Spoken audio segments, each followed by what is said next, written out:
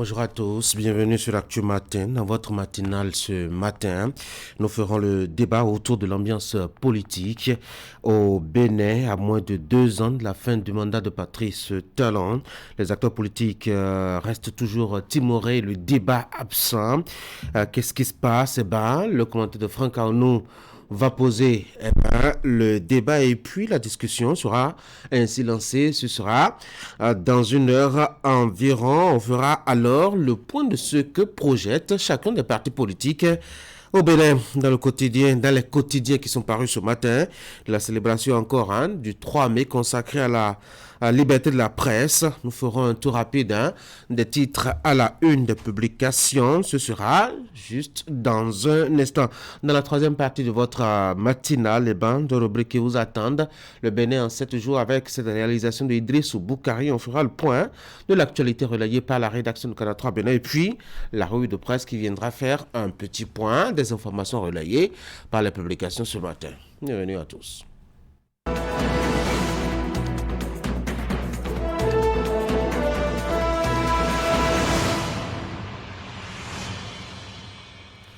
Fraternité pour ouvrir la une des journaux ce matin. Répression annoncée des véhicules à 4 roues. La police active les usagers de la route sur le qui-vive. Santé communautaire au Bénin. Un nouveau souffle contre le paludisme. 5e journée de cohésion dans le nord Bénin. 5 journées de cohésion dans le nord Bénin. Population civile et FDS ensemble contre le terrorisme. Et puis session ordinaire de l'Assemblée consulaire de la CCIB. Examen et adoption des états financiers au menu. Le matinal agriculture au Bénin.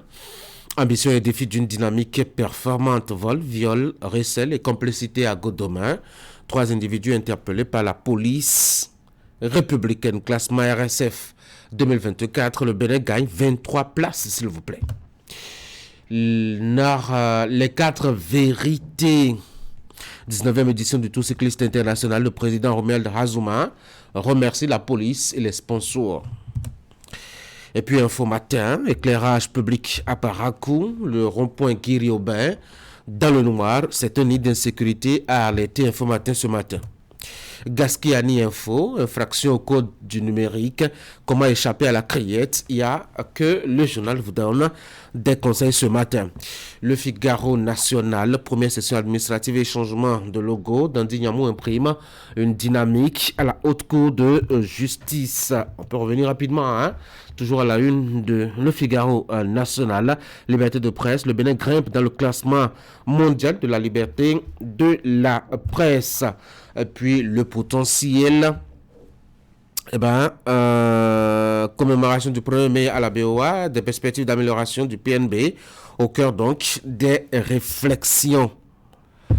Nous passons maintenant à Nord-Sud quotidien, cybercriminalité, 1773 personnes poursuivies de 2023 à 2024. Et puis commerce extérieur, l'état des échanges informels entre 2022 et 2023. Le quotidien Nassiara, regain de tension politique et sociale au Bénin, préserver à tout prix l'esprit de la devise nationale, à savoir fraternité, justice et travail. Et puis élection législative au Togo, écrasante victoire du parti Unir de Foy Assingbe aux élections législatives. La tribune de la capitale, 19e édition du Tour cycliste international du Bénin, parti de Boukoumbe, l'apothéose à Cotonou. L'indépendant, légèreté et négligence dans la gestion des infrastructures hospitalières. Le bloc opératoire de l'hôpital universitaire Kouébo, Sourléré, dévasté et détruit par un incendie. Le directeur qui reste introuvable selon le journal. Et puis, Journée internationale de la presse, Evelyne Kenom reçoit une distinction de mérite. Le matin, enseignement supérieur au Bénin, l'UNSTIM d'Abomey, désormais membre du prestigieux cercle de l'ANSO. Le Télégramme, marche du 1er mai à Cotonou, garde à vue prolongée pour 42 militants de la CSTB 12 libérés. Ansel Mamoussou parle des dispositions prises pour le 11 mai prochain. Et puis lutte contre la cybercriminalité, 8 cybercriminels arrêtés à Glazoué. Dynamisme Info, échange sur le bilan de 8 années de gouvernance de la rupture, une propagande déguisée auprès des populations. Décoration donc du DP Parfait Bokor par le groupe EWA Africa, le professionnalisme à dynamisme, info salué. Nous sommes de retour à la une de Fraternité pour la deuxième lecture. Répression annoncée des véhicules à 4 roues. Eh bien, la police active les usagers de la route sur le qui-vive. Santé communautaire au Bénin, un nouveau souffle contre le paludisme. Et puis, 5 journées de cohésion sociale dans le nord du Bénin. Population civile et FDS, forces de défense et de sécurité, ensemble contre le terrorisme. Et enfin, session ordinaire de l'Assemblée consulaire de la CCIB, examen et adoption des états financiers au menu. Voilà donc ce qu'on peut retenir, la une des publications ce matin dans Fraternité. Vous avez justement qu'il y a une sorte de tension, en tout cas dans les rues des différentes villes et des villages du Bénin à cause de la répression annoncée de véhicules à 4 roues. Pendant que la police active, les usagers sont sur le qui-vive, ambiance décrite par Patrice Sokegbe dans les colonnes du journal, à la page 3 de la publication de ce matin. Découvrez donc comment est-ce que les usagers se préparent justement à cette deuxième phase de la répression de la police républicaine au sujet donc des infractions liées au code de la route. Vous avez à la page 6 cette décision numéro 005 de l'ODEM a publié le 5 mai 2024. C'est au sujet donc d'une plainte déposée contre un journal. De quoi s'agit-il et quels sont les éléments reprochés au quotidien? Quelle a été la décision de l'instance d'autorégulation HT Fraternité? À la page 6, vous avez les détails. À la page 9, vous avez l'actualité internationale avec justement les résultats après les législatives au Togo. Le pouvoir se félicite des résultats. L'opposition qui dénonce des fraudes. Le journal qui fait le point avec vous ce matin. On va passer maintenant au bulletin d'information avec Teddy Goudalo. Teddy, bonjour. Bonjour Tanguy, bonjour à toutes et à tous.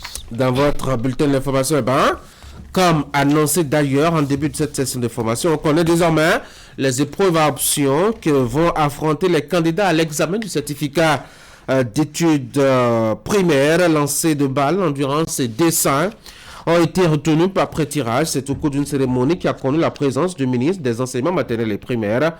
Détail avec Emma Rodonou dans un instant. On va rester encore dans la même ambiance de la célébration donc, de l'édition 2024 de la Journée mondiale de la liberté de la presse pour parler de ces professionnels des médias qui se sont réunis à la plage de Fidjousset. À cet effet, une marche a été organisée, comme vous le voyez, sur ces images.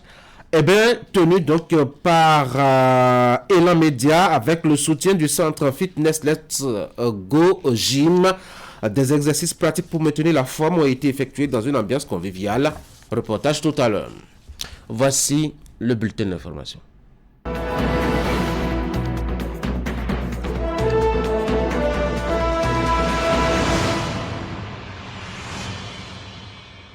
Les candidats à l'examen du certificat d'études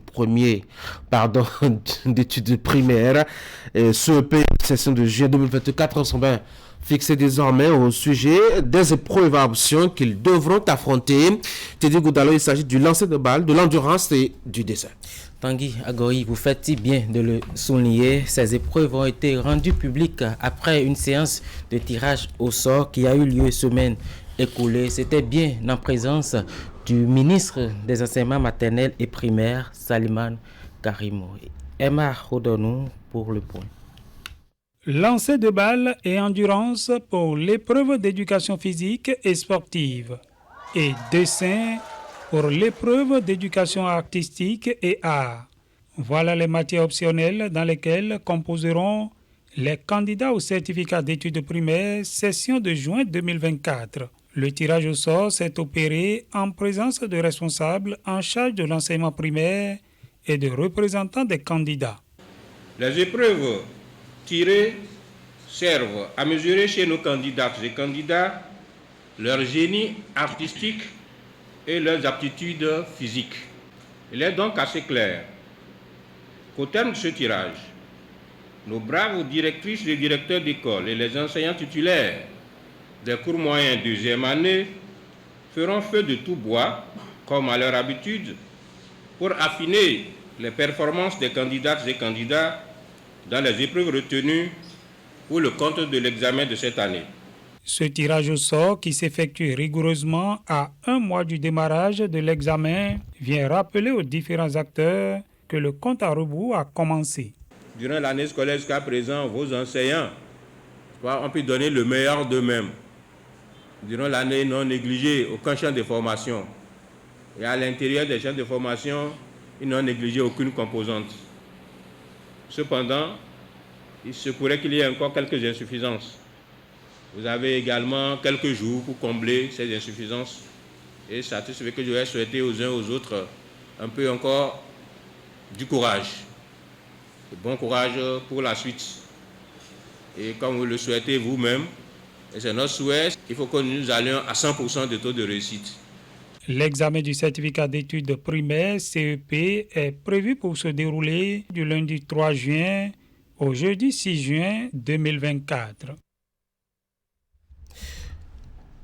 À l'instant, Emma donne-nous de notre antenne régionale Ouémé et Plateau. Quelques semaines après l'assassinat du jeune enseignant Bonaventure Kineri à son domicile, les élèves du CGE1 Tangueta, mobilisés au sein du mouvement des jeunes pour la lutte contre l'extrémisme violent et la criminalité, ont initié une marche pacifique à travers les rues de la cité montagneuse. À travers cette marche silencieuse, les manifestants entendent ainsi non seulement exprimer leur compassion à la famille éplorée, mais aussi et surtout exiger des autorités une justice après les nombreux assassinats enregistrés qui jusque-là sont restés impunis. Alassane Harouna pour Le Point.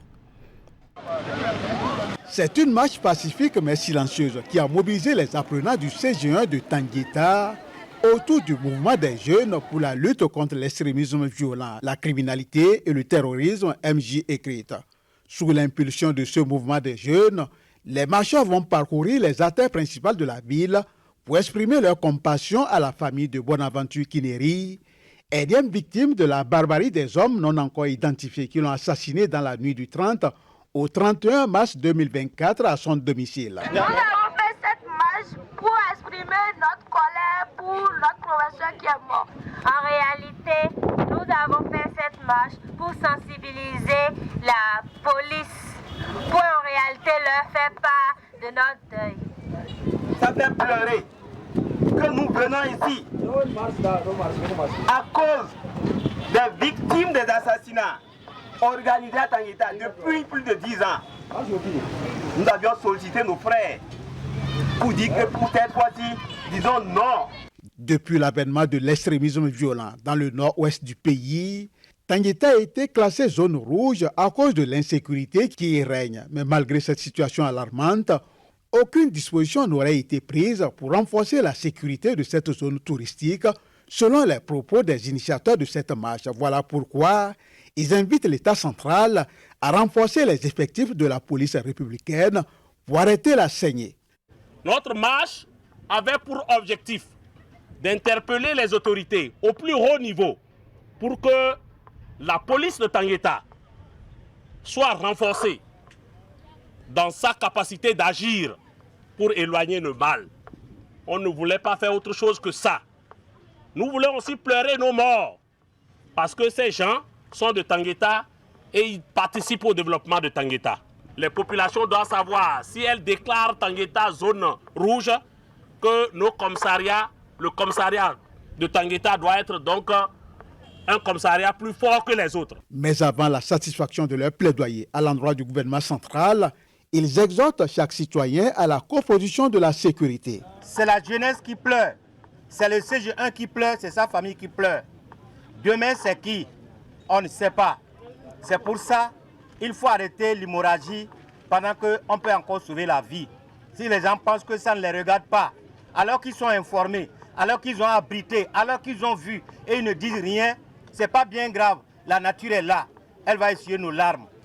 Vous, jeunes, si vous avez des informations et que vous avez peur, vous avez des dirigeants au niveau du collège. Le meurtre de ce jeune professeur de collège est le 4e du genre en moins d'une décennie dans la seule ville de Tangueta. 3 autres auraient été tués dans les mêmes conditions et les enquêtes policières restaient sans suite. Ces jeunes entendent alors poursuivre leur mouvement pour la satisfaction de leurs revendications. Juste après cette marche, Une délégation s'est rendue à la maison mortuaire pour présenter leurs condoléances à la famille éplorée. Voilà, à l'instant, Alassane Harouna, que justice soit donc rendue à cette famille éplorée. En image à présent, sachez que l'entreprise Fabri Metal Bénin, spécialiste dans la fabrication du fer à béton, a reçu dans ses locaux la visite d'une quarantaine d'ingénieurs de génie civil, conduite par le président de l'Ordre national des ingénieurs civils au Bénin. Les visiteurs ont eu droit à une découverte des différents compartiments de cette usine. Ils sont restés tout simplement admiratifs et rassurés de la qualité des aciers que l'entreprise livre sur le marché. Les professionnels du bâtiment et des travaux publics ont aussi fait des recommandations aux responsables de l'entreprise Fabri Metal. On va y revenir dans nos prochaines éditions. Une dernière note pour boucler ce bulletin. Célébration de l'édition 2024 de la Journée mondiale de la liberté de la presse. Les professionnels des médias se sont mobilisés à la plage de Fidrousset. À cet effet, une marche a été organisée par l'association Elan Média avec le soutien du centre fitness Let's Go Gym. Des exercices pratiques pour maintenir la forme ont été effectués dans une ambiance conviviale. Reportage. Route des Pêches, tôt ce vendredi 3 mai 2024. Il est 6h30. Les professionnels des médias prennent d'assaut ce tronçon pour environ 1 heure de marche. Et ceci avant de rallier le centre fitness Let's Go Gym pour bénéficier d'une séance de fitness dénommée Fit Press, initiée par Elan Média.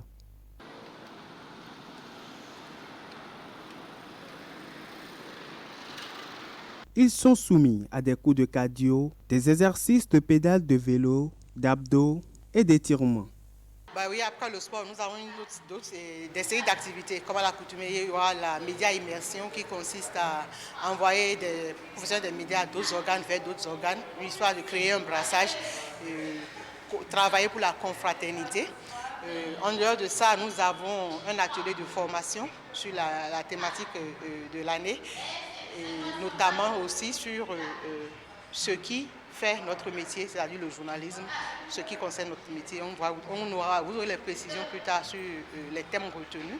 C'était une belle expérience pour moi quand même de pouvoir passer cet instant, ce moment, cette matinée avec les confrères, journalistes et animateurs, parce que nous avons pu essayer d'avoir un peu plus de sueur sur le corps grâce au sport qui a été fait ce matin. Si ces hommes des médias nourrissent l'ambition de promouvoir davantage les activités sportives ainsi que la cohésion sociale, ils bénéficient du soutien du centre fitness Let's Go Gym. Nous les avons accueillis dans notre salle de cours où on a fait des cours de cardio, de HIIT, les abdos. Ensuite, on est en train de faire les étirements comme vous le voyez derrière nous. Donc, voilà un peu ce qui s'est passé au cours de l'événement du jour Fit Press. Toujours dans le cadre de la célébration de l'édition 2024 de la Journée internationale de la liberté de presse, un match de gala et des rencontres récréatives sont quelques activités prévues pour ces professionnels des médias. Voilà donc pour ce bulletin que j'ai eu le plaisir de vous avoir présenté. Je vous retrouve demain pour le même exercice, Tanguy. Merci beaucoup à vous. Je dis good alors. Je vous souhaite de passer une très bonne journée. Merci. Mesdames et messieurs, voici les sports.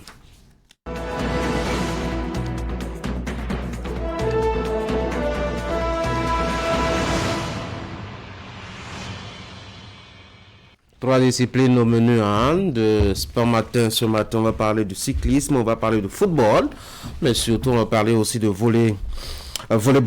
Ali Moumouni, bonjour. Bonjour Tanguy, amis sportifs, bonjour Tanguy, il y a 4 disciplines. 4 disciplines alors, on va commencer par le Tour cycliste du Bénin, avec notamment la 19e édition qui a pris fin hier par le Grand Prix de Cotonou. Oui, après les 5 étapes du Tour proprement dit, le Grand Prix de Cotonou, comme vous l'avez dit, a été l'apothéose de cette 19e édition. Sur une distance de 104 km, le critérium a été remporté par le Malien Diallo Yaya. Pourtant, sur la ligne d'arrivée, c'est l'Algérien Amari Hamza, vainqueur de la 2e étape donc, du Tour du Bénin de Parakou et Savet, qui a franchi en premier la ligne d'arrivée avec un chrono de 2h30 30 minutes 12 secondes. Mais le cycliste malien qui a terminé en deuxième, en deuxième position aura gain de cause pour sa réclamation après auprès des commissaires de l'Union cycliste internationale.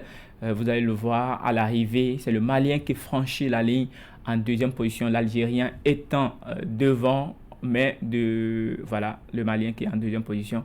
Mais après sa réclamation, le Malien a eu gain de cause. Nous allons suivre un extrait.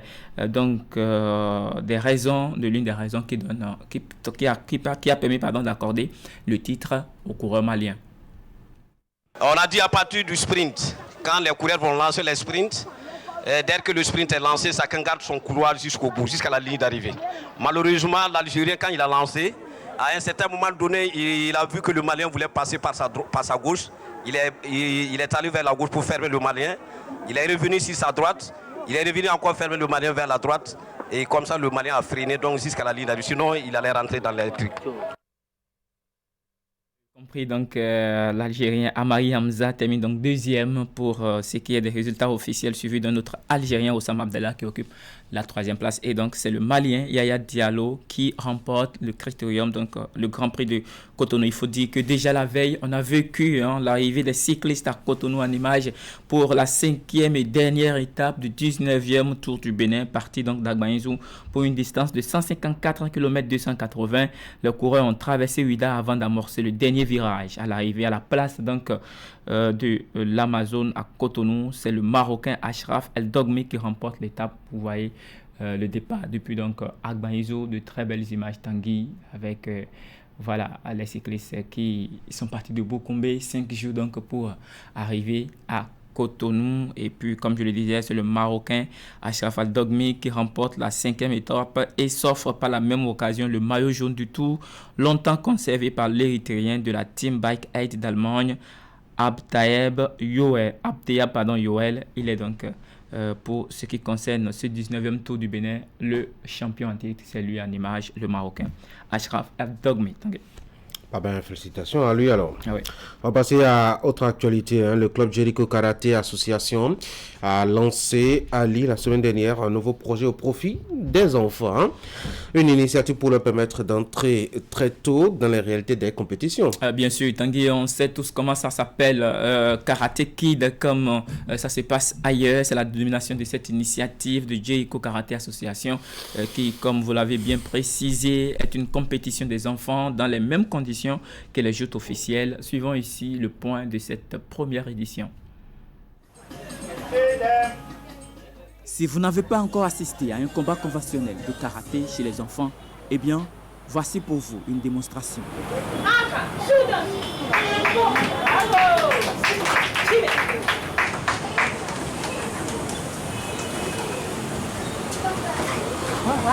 Si c'est la volonté, ils en ont. Dans ce duel de comité, il n'est pas question pour l'un ou l'autre de perdre. Alors, on n'est pas lassé d'aller au charbon. On percute aussi bien chez les rouges que chez les bleus. À côté, le public aussi joue convenablement son rôle. L'initiative, c'est une compétition réservée exclusivement aux enfants. Karate Kid est un projet de Jericho Karaté Association du président Roch Kenom, également président de la Fédération béninoise de karaté-do. Il prend en compte les enfants des catégories de 3 à 9 ans. C'est qu'ailleurs, les enfants remarquent, on appelle ça kids karaté kids. C'est pour les tout petits. Ailleurs, même, ils prennent à peine de 2 ans, on a dit 3 ans, 5 ans. Vous savez très bien comme moi qu'aujourd'hui, les enfants que vous faites là, ils sont plus intelligents que nous à 2 ans quand on avait 6 ans. Ils sont très dynamiques, donc voilà, c'est ce qui a mis. Et comme vous le constatez, ils se prennent après la joie. Regardez automatiquement, ils ont des supporters. Ce qu'on n'a jamais fait, on n'a jamais initié ça par exemple. Ça les intéresse. C'est un premier mai exceptionnel pour les parents de ces enfants qui ne pourront pas oublier cette belle journée. Ils sont plus d'une 50aine à participer à l'événement, de quoi s'embarquer dans la réalité des compétitions et des normes qui vont avec. Déjà, il faut déjà l'entraînement, comme sur les mercredis, sur les samedis. Et l'initiative de une compétition, pour moi, c'est vraiment important. Et une très bonne initiative parce que ça leur permet de pouvoir se combattre ensemble, de savoir comment ça se passe en dehors des entraînements de tous les jours. En 2019, nous savons de défendre celui qui m'a mené à cette compétition. C'est avoir au moins une fois une médaille. Les enfants ont été évalués au cours de la journée en comité et en kata.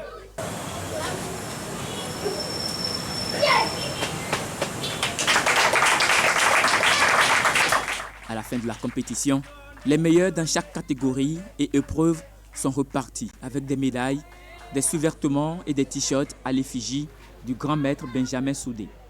Un hommage mérité rendu à titre posthume à celui-là qui avait toujours accordé une place importante à la pratique du karaté à la base. Allez, vous l'avez bien compris, donc une très belle initiative pour permettre à ces jeunes d'entrer en compétition en dehors de les cadres habituels qui sont donc les aires d'entraînement, et donc ceci pour les préparer afin que dans les prochaines années, ils puissent être prêts pour affronter les différents adversaires. On avait de jeunes enfants en tout cas passionnés, très intéressés par l'activité sportive. Allez, on va passer au basketball maintenant. À Limoumouni, démarré le dimanche 28 avril 2024, au Hall des Arts, des Loisirs et Sports à Cotonou, la West Africa Basketball Classique a connu son épilogue le 2 mai dernier, vous le dites. C'est une compétition de zone 3 FIBA Afrique qui regroupe pour le moment 5 pays. Oui, et sur les 5, 4 ont pu honorer donc le rendez-vous de Cotonou dont le club hôte et bien sûr l'association sportive du port autonome de Cotonou. 5 jours de compétition au cours desquels les équipes se sont affrontées entre elles de façon linéaire. Je vous propose un reportage sur la dernière journée de la compétition. Il s'agit bien entendu de la West African Basketball Classic. Voici l'une des dernières rencontres de la West Africa Basketball Classics. C'est la phase 2 de la compétition qui est accueillie à Cotonou par l'équipe de la balle au panier de l'association sportive du port autonome de Cotonou. Et au vu des objectifs du tournoi qui vise à offrir aux clubs de la zone un cadre de compétition de niveau sous-régional et d'envergure continentale, ASPAC a mis la barre très haute. 5 jours d'intenses confrontations sur le parquet du Hall des Arts de Cotonou entre les différents clubs participants dans des conditions dignes d'une compétition continentale.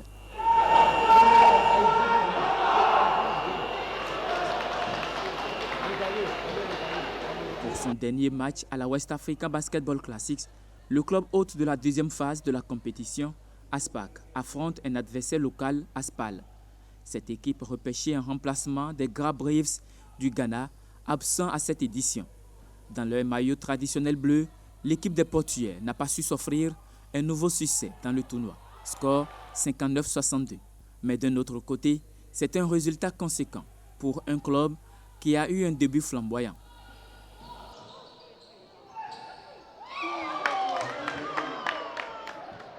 Ouais, comme prévu, on s'attendait à un match aussi dur.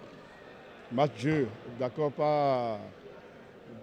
déjà parce que nous avons enchaîné 4 matchs en 5 jours. On n'en a pas cette habitude-là. Donc, ils ont les 4 matchs encore dans les jambes. Vous avez vu comment ça a bougé. C'est 2 grandes équipes qui ont joué. Ça a été tactique aussi. Donc, nous, on a, comme d'habitude, on a manqué de réussite. On enchaîne des lancers francs qu'on rate. On a enchaîné des ratés au lancer franc. Et pour finir, on perd de 3 points. Même les dernières minutes, on en a raté 4 d'affilée. Et pour finir, on a perdu de 3 points. Donc c'est toujours pour dire qu'il y a encore du boulot, qu'il y a encore du travail à faire. C'est l'objectif. On n'a pas manqué de tester les gens ici. D'accord, on a testé. Et la phase d'Abuja nous permet quand même de changer 2 joueurs dans notre effectif. Ce qu'on va faire, on va continuer le travail, on va renforcer l'effectif dans les compartiments où on a besoin et pour vraiment préparer Abuja. Les gens ne nous attendaient pas à ce niveau et on a juste montré ce que nous valions. Tout le travail abattu depuis le début de la saison de championnat professionnel, c'est le résultat qui est là sur un tournoi international en fait. Bon, déjà pour notre part, pour moi et mes gars, c'est juste de l'expérience gagnée. parce que c'est une première fois qu'on joue autant de matchs intenses avec autant de joueurs, contre des équipes avec autant de talent en fait. Donc du coup, ce n'est qu'un sentiment de satisfaction de montrer que le travail que nous sommes en train de faire, en train de payer. Nous avons appris sur nos petites erreurs et des trucs à peaufiner un peu plus tard. La seconde explication entre Swallows Academy du Togo et Gidi Giants du Nigeria s'est soldée par le score de 61-87 au profit des Giants. Il convient de souligner que la West Africa Basketball Classics a été un succès à Cotonou avec l'approbation de la Fédération béninoise de basketball qui a accompagné l'événement. ASPAC vient d'écrire sa page de l'histoire et désormais tous les regards sont tournés vers Abuja pour la troisième phase. Allez, vous l'avez bien compris, les 4 meilleurs de cette compétition vont participer donc à la troisième étape qui aura lieu du côté d'Abuja, entre autres ASPAC, Giants du Nigeria et bien entendu Swallows du Togo. Tanguy. Ali, et si on parlait football? Oui, avec les résultats du week-end, on va commencer avec la Super League professionnelle du Bénin. Là, on parle football déjà avec les rencontres de la 15e journée qui ont été disputées ce week-end. Entre autres résultats, il faut noter que c'est toujours un revers pour les Dragons de Lomé. 3e revers d'affilée, 3e défaite d'affilée depuis la reprise du championnat. À croire qu'il y a un sort qui est jeté à cette équipe des Dragons de Lomé. Mais de toutes les façons, au classement général, ils ont toujours le mot à dire parce qu'actuellement, ils ne sont seulement qu'à 3 points de leader provisoire au classement général. Et on commence avec Espoir FC qui s'est incliné à domicile, c'était le samedi dernier, face à l'équipe de l'association sportive du port autonome de Cotonou, 0 but contre 1 pour les portuaires qui s'imposent du côté de Savalou. Dadje et Requin se sont séparés dos à dos. Score parité, 1 but partout, rencontre disputée à Koulé-Kamen. Il faut noter un score nul et vierge de 0 but partout entre l'équipe de Cotonou et l'Autopopo de Grand Popo. L'Autopopo qui s'est séparé la semaine dernière de son entraîneur Saturnin Ibarlé, et donc pour la suite ce serait Abdoulaye Ozero qui va jouer le rôle de coach par intérim de cette formation de l'Autopopo. Ayema et Union Sportive des Cavaliers de Niki se sont séparés également dos à dos, 0 but partout entre les deux formations. Coton FC de Ouida s'est imposé, c'était hier 3 buts à 1 face à son adversaire venu directement d'Abomey. Il s'agit de l'équipe de Dynamo FC. Damissa s'impose 1 but à 0, je le disais tantôt, face à l'équipe des Dragons FC de Lomé. 2 buts partout entre Sobemap Sport et Bani Gansé. Et pour finir, c'est l'équipe AS Takone, l'association sportive de Takone de Kandi, qui a pris le meilleur sur l'équipe de la jeunesse sportive de Pobé, 1 but à 0 à l'arrivée. On descend d'un cran pour parler maintenant de la Ligue Pro Suite, équivalent donc de la 2e division, si on veut, bien entendu, dans un format où, bon voilà, il n'y a plus de première ni de 2e division. De toutes les façons, ces équipes n'ont pas réussi à se qualifier pour la Super League professionnelle. Et pour le compte de cette 9e journée disputée dans la zone A et B, Dynamique s'incline à domicile face à Tonnerre, 3 buts à 1 à l'arrivée. Les Buffles sont contraints au partage de points avec le Real Sport, 1 but partout entre les deux formations. Score identique entre Rodio FC et BK FC. Panthère de Djougou a été tenu en échec à domicile par le club promu Abeille FC. Et pour finir, il faut noter la victoire. La lourde victoire, bien sûr, de l'équipe de Soleil FC, 3 buts à 0. C'était face à Dynamo FC de Paraco. Au niveau de la zone C et de la zone sud du pays, Adjidja s'impose 3 buts à 0 face à l'équipe d'Avranco Omnisport. Il faut noter la défaite donc de l'association sportive de la vallée de Lomé, 0 but contre 1. C'était face à Inovi à domicile pour l'équipe de la vallée. Aziza s'impose 1 but à 0 face à l'équipe de Jeffa FC. La jeunesse athlétique de Keto et Étoile Filante se partagent les points à l'arrivée. Score 1 but partout. Et puis pour finir, victoire de la jeunesse sportive de Ouida à domicile, 1 but à 0. C'était face à l'équipe de la police républicaine. On change de discipline pour finir avec ce tour d'horizon et les différents résultats du week-end. On est au volleyball cette fois-ci avec les rencontres de la 16e journée. Ça fait donc les rencontres de la 3e journée de la phase retour du championnat national, du championnat professionnel. Et c'est la première partie de cette compétition au cours desquelles les équipes auront près de 90 rencontres dans les jambes. Tanguy, ça fait énorme pour cette saison et je dirais la Fédération béninoise de volleyball a relevé le niveau. Là-bas a été mis très très haute et donc pour ce week-end au niveau des dames, AS Cotonou s'est incliné 3-7 à 0 face à l'équipe de Énergie. 13-25, 18-25, 11-25 pour Énergie qui prend une très belle option dans le classement donc général. Vezos s'incline face à Queens. Queens, décidément, je dirais imbattable, indéfectible, Tanguy. Cette saison, une formation qui fait ravaille sur son chemin. 3-7-0 également face à Vezos. Pourtant, la formation des Queens, VBC était en déplacement 25-17, 25-18 et 25-21. On vient au niveau des hommes. Cette fois-ci, il y a eu 6 rencontres disputées ce week-end pour le compte de la 16e journée. L'équipe de la police républicaine s'est imposée 3-7-0 face à l'équipe Real Sport. Dynamique s'impose à domicile face à Jiba, 3-7-2. L'équipe des finances, champion en titre, s'impose 3-7-0 face à Sonunion. Il faut noter également la victoire de Énergie Homme face à AS Cotonou, 3-7-0, 25-13, 25-18 et 25-11. Real Sport s'incline face à Jiba, 3-7-0 également, 25-17, 25-19 et 31-29. Il faut croire que cette manche a été disputée âprement jusqu'à 31 pour pouvoir obtenir le point du 7.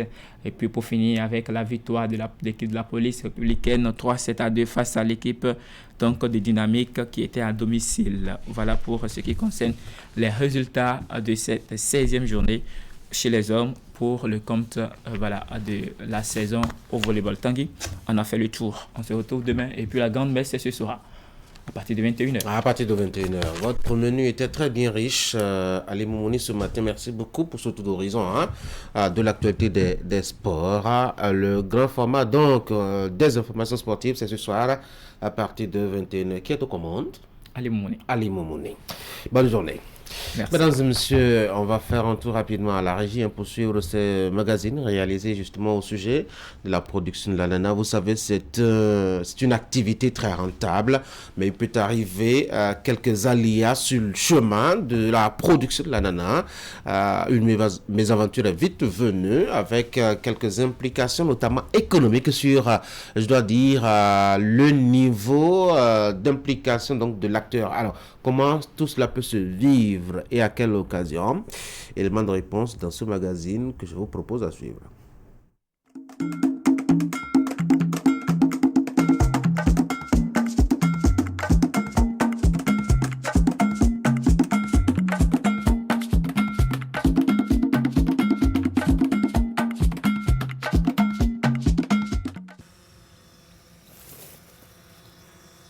Nicolas inspecte ses pieds d'ananas dans son champ à Adjong.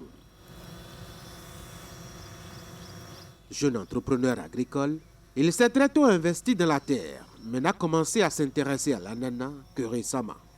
Et il a ses raisons. Une fois que l'ananas fait partie des activités agricoles, ça nous intéresse. Et l'ananas fait partie de la deuxième activité que nous avons embravé au cours de notre chemin entrepreneurial dans le domaine agricole. Puisque après la production de piments et de tomates, c'est la transformation d'ananas que nous avions commencé. Et qui transforme l'ananas doit chercher à produire aussi la matière première pour sa transformation, ce qui nous a conduit vers la production de l'ananas.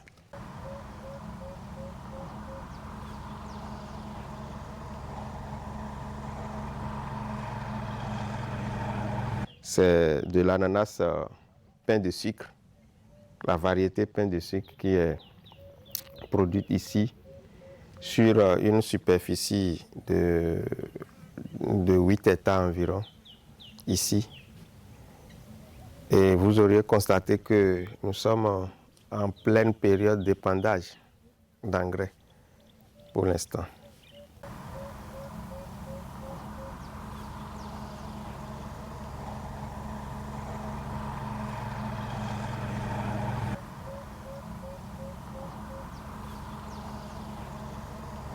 C'est une activité rentable, seulement que ça prend du temps, puisque ça a un cycle de 18 mois. De 18 mois au maximum, sinon 15 mois au minimum. Donc il faut attendre pendant ce temps après l'investissement global. Parce que quand tu investis, il faut toujours continuer à entretenir. Et l'entretien, ça consomme. L'entretien se fait à au moins 7 fois avant la récolte. Ce qui n'est pas du tout amusant. Mais à la fin à la récolte, on oublie toutes ces peines, puisque ce qu'on trouve nous amène à faire, et il y a une marge bénéficiaire que nous avons, et quand vous avez la marge bénéficiaire, on oublie toutes les difficultés. Mais il y a une difficulté imprévue que Nicolas ne risque pas d'oublier sitôt, s'il ne trouve pas vite une solution. C'est la façon dont l'épandage a été fait la veille.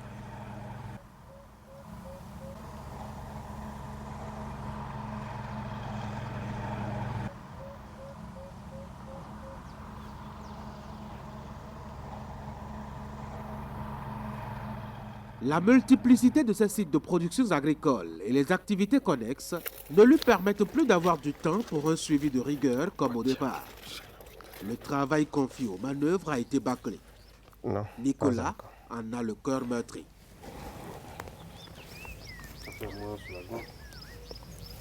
Ah, c'est...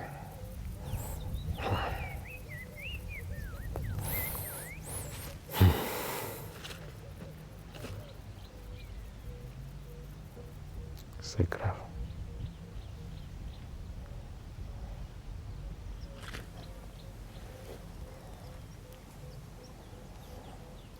C'est l'engrais, c'est l'épandage dont je parlais tout à l'heure, c'est l'engrais chimique qu'on a utilisé. Et vous n'êtes pas content, pourquoi? Non, parce que c'est mal fait. Ceux qui sont venus pour faire le travail, ils ont mal fait. Ils ont mal fait. Et ça ne se fait pas ainsi. Et ce n'est pas les consignes, ils n'ont pas respecté les consignes, c'est tout. Comment ça devrait se faire? Pour le faire, il faut creuser autour de l'ananas comme ça et vous mettez un peu de sable. Pourquoi? Quand vous mettez un peu de sable, quand il pleut, ça se dissout au niveau du sol et ça donne maintenant, ça nourrit maintenant l'ananas.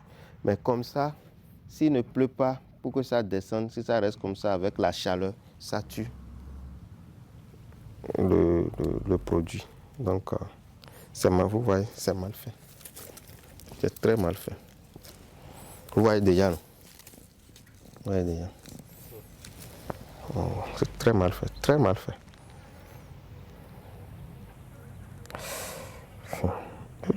On doit reprendre ou comment vous faites? Oui, on doit reprendre.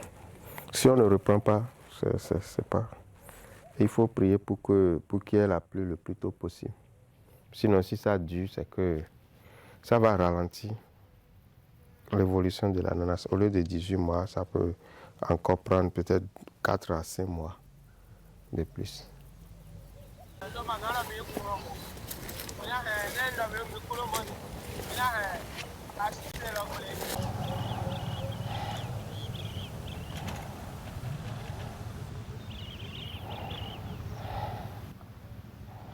C'est une pète. Ce qu'eux ils veulent prendre, ça ne signifie rien devant devant le prix de l'ananas. Ça va tuer le brédis d'ananas là. Ça va tuer. Puis c'est un produit chimique. Et c'est un produit qui a de la chaleur, c'est du sel.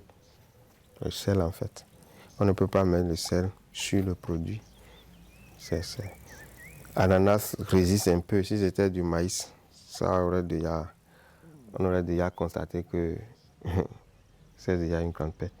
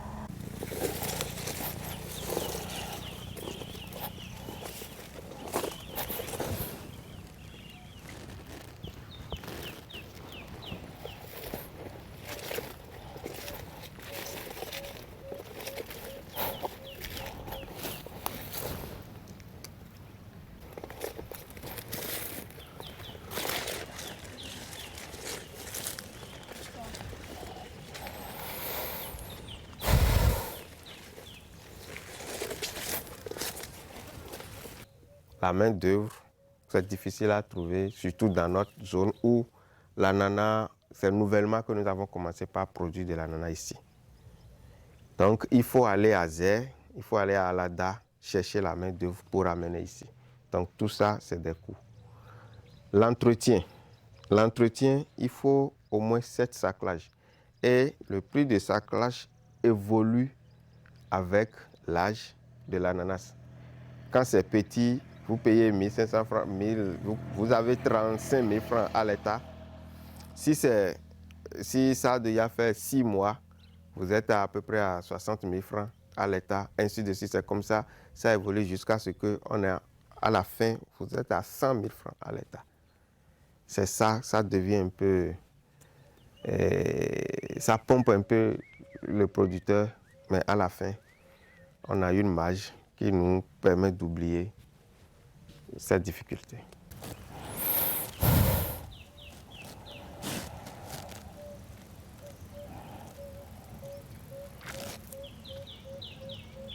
Il faut chaque fois enlever les herbes, puisque quand il y a les mauvaises herbes dedans, ça agit sur le rendement. Et après, il y a l'épandage, l'utilisation des engrais. Si on veut faire l'ananas qui n'est pas bio, on utilise les engrais chimiques. Si on veut faire l'ananas bio, on utilise les fientes d'animaux, souvent la boue de vache qu'on utilise le plus souvent. Donc il faut l'épandre. Si c'est la boue de vache que vous voulez utiliser, vous l'utilisez une seule fois. On fait son épandage une seule fois après la plantation, 3 mois après la plantation. Mais si c'est l'ananas, la production chimique qu'on veut faire, il faut faire au moins 2 passages. Au moins 2 passages, sinon 4 passages. Ce que l'ananas veut, c'est l'entretien. Celui qui ne fait pas l'entretien, qui n'attend rien comme résultat. Parce que si c'est dans la brousse, il faut savoir que vous n'aurez pas de résultat.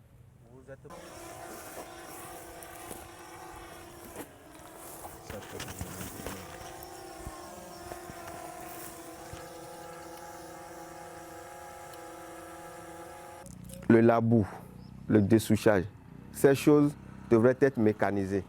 Et si c'était mécanisé, on pouvait déjà utiliser les herbicides sélectifs pour pouvoir limiter un peu les difficultés au niveau de la main-d'œuvre.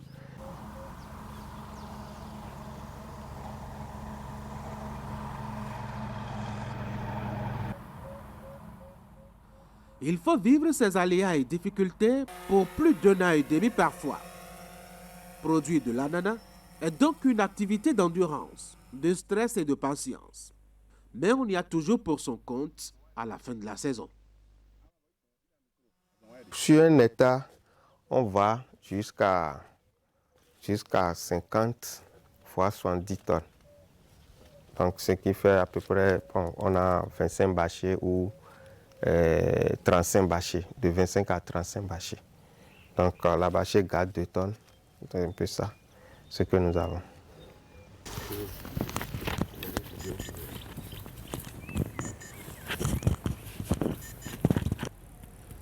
En dépit de sa déception et de la taille des pertes potentielles, Nicolas garde son sourire. Il en a déjà vu d'autres, en 14 ans d'intenses activités agricoles. Des difficultés, c'est le lot quotidien de tout producteur qui doit être comme Dieu, sûr de lui et des résultats projetés.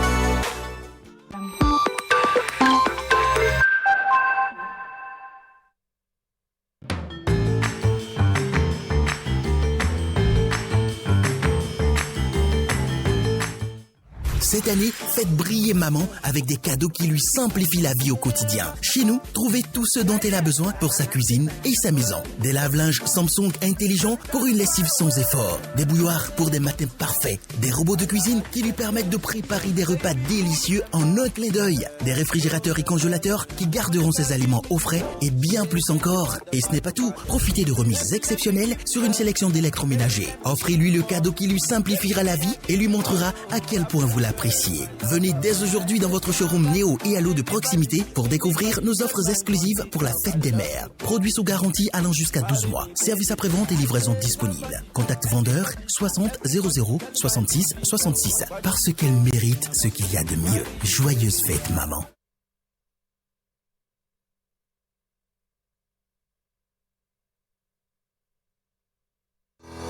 Vous nous avez fait confiance.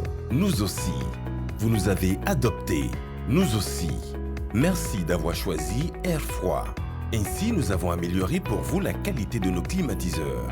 Nous avons développé une marque 100% écologique conçue spécialement pour notre climat tropical avec une basse consommation d'énergie électrique. Vous êtes en zone de baisse de tension? Adoptez le climatiseur Air Froid Inverteur, spécialement conçu et amélioré pour supporter de fortes baisses de tension.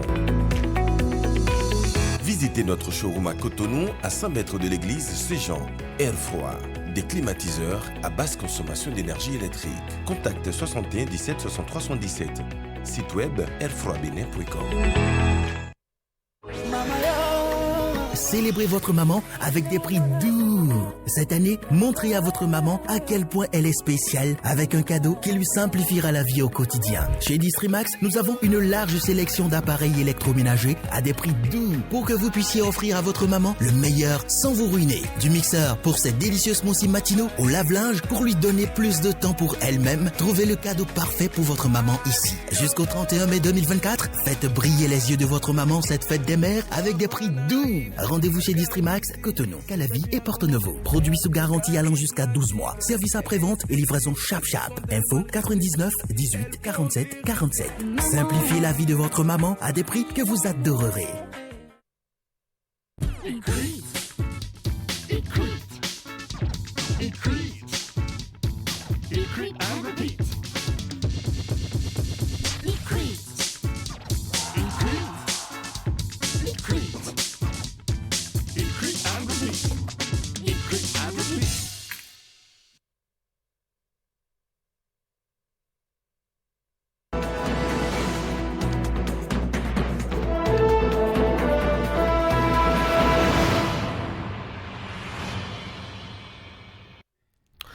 Nous voici pour l'étape de débat. Ça va commencer avec le commentaire de Franck Arnaud. Franck, bonjour. Bonjour. Patrice Talon lance bientôt ses éléments pour occuper le terrain. De quoi s'agit-il? Allez, Tanguy, il s'agit de politique. Il n'y a pas d'autre mot pour qualifier cela. Il s'agit d'aller sur le terrain pour battre le rappel de la troupe. On peut penser que 2026 est encore très loin de nous, mais en réalité, elle est déjà là et la bataille s'annonce un peu rude. La dernière mouvance est restée depuis un moment trop silencieuse depuis que les élections sont terminées. C'est vrai qu'il y a eu quelques départs sur le terrain pour tenter d'échanger avec les militants, mais cela ne suffit pas. Cette léthargie au niveau des éléments soutenant les actions de Patrice Talon devient même lourd et pesant. Les députés, les ministres et autres cadres de la présidence, le chef de l'État depuis 2016 commençaient à sentir un peu trop loin de leurs militants à la base, les militants eux aussi qui se trouvent obligés de s'abreuver de la rhétorique des opposants qui ne perdent pas la moindre minute pour dégainer sur le pouvoir en place et à passer des messages de nature à laver la mentalité des populations et les rallier ces populations à leur cause. On les sent, ces opposants beaucoup trop pressés que le mandat finisse et que Talon parte, c'est une chose, mais l'autre chose également, c'est sans compter avec la capacité d'anticipation de Talon qui reste toujours maître de la situation, qui semble-t-il détient toujours les cartes en main pour contrôler ces gens et faire en sorte que la fissure n'intervienne pas pour casser la cohésion du groupe. Mais l'occupation du terrain n'est pas une réalité côté mouvance et visiblement Talon en est conscient et veut dès à présent envoyer les siens sur le terrain pour faire la cure de la désinformation, comme Isema le dit dans le camp de la mouvance. Ensuite, pour dire toutes les bonnes choses que le gouvernement tente de faire pour le salut des Béninois, pour leur bien-être. Et tout ceci a été cuisiné, tenez-vous tranquille, lors de 48 heures de travaux les 26 et 27 avril dernier au Palais des Congrès de Cotonou, en présence de Talon lui-même, resté assis de 7 heures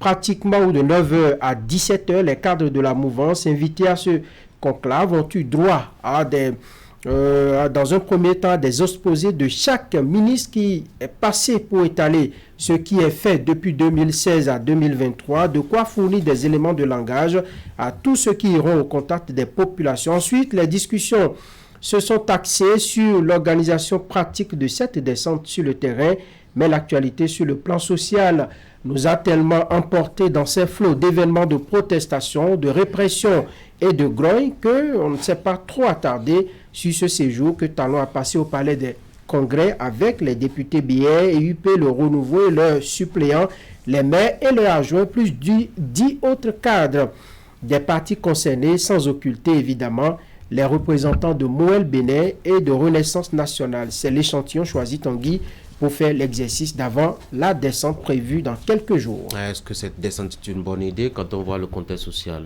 Non, il n'y a pas meilleur moment à mon avis pour descendre, pour disons aller parler, échanger avec les populations qui restent sur leur soif, qui n'ont pas parfois les bonnes informations. Le manque d'informations et de précision plonge dans les supputations et l'intoxication à haute dose, mais tout dépend aussi des éléments de langage, comme je le disais plus haut, empruntés par disons, les députés, les maires et autres qui seront au contact des populations. Il y a des évidences qu'on ne peut pas masquer aujourd'hui. Aller sur le terrain, par exemple, pour vouloir défendre l'indéfendable serait préjudiciable pour les objectifs de cette mission. Aller dire, par exemple, que la vie n'est pas chère et que ce n'est pas du fait du gouvernement, comme on entend dans les discours. Ces propos irriteront les tympans des populations. Ce qu'elles ont envie d'entendre, c'est ce qui est fait pour réduire leur souffrance, pour amener le prix de l'essence à un coût raisonnable, accessible à toutes les bourses, ce qui est fait de même pour que les produits de grande consommation soient moins chers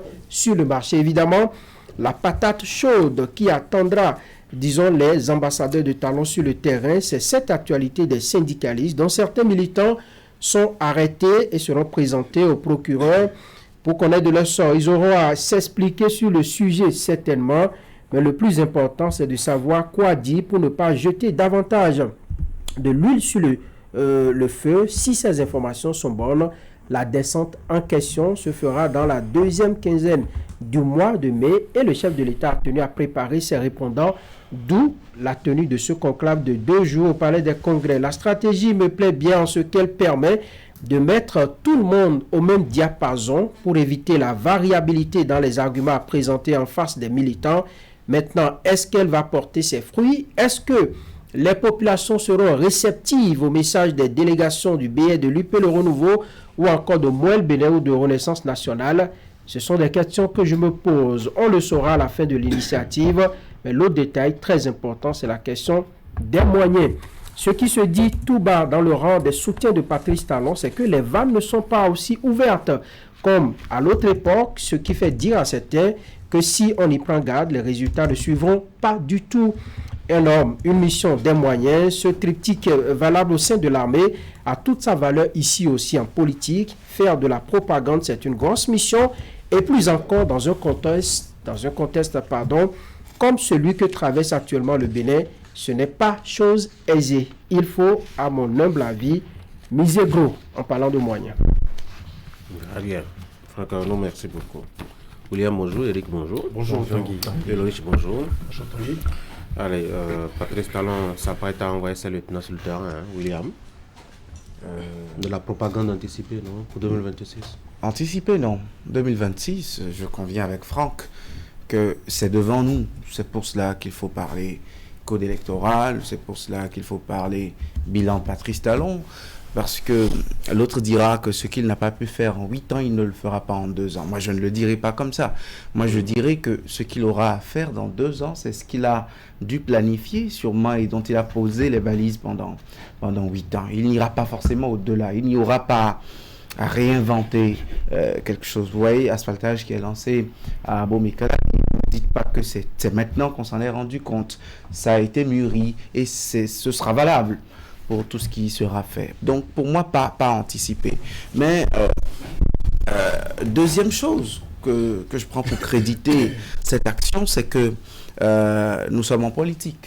Et quand vos actions à elles-mêmes n'arrivent pas à bien parler, vous êtes obligé d'en parler pour montrer que vous avez fait. Donc, quand même, c'est de droit qu'ils doivent expliquer et s'entendre là-dessus. Mais cela révèle aussi que, parce qu'il n'y a pas un seul parti ou une coalition au pouvoir sous Patrice Talon, on est obligé de réunir les formations politiques pour de pareilles séances. On aurait une seule coalition au pouvoir, les réalisations seraient des sujets de discussion à l'intérieur des formations politiques, et c'est en cela que moi j'entends une réforme du système partisan. Pour moi, le système partisan, c'est qu'un parti au pouvoir n'a pas à venir s'asseoir au palais des congrès comme à un atelier de formation pour qu'on lui édicte ou qu'on lui dicte, si vous voulez, les réalisations d'un pouvoir, les réalisations d'un gouvernement. Mais 8 ans après, pour moi, c'est un délai conséquent de bilan. C'est un délai conséquent de bilan.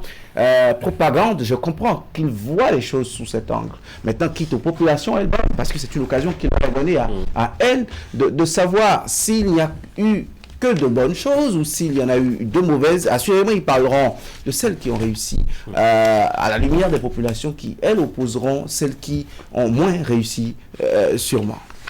Loris, bilan de 8 ans ou bien propagande pour 2026?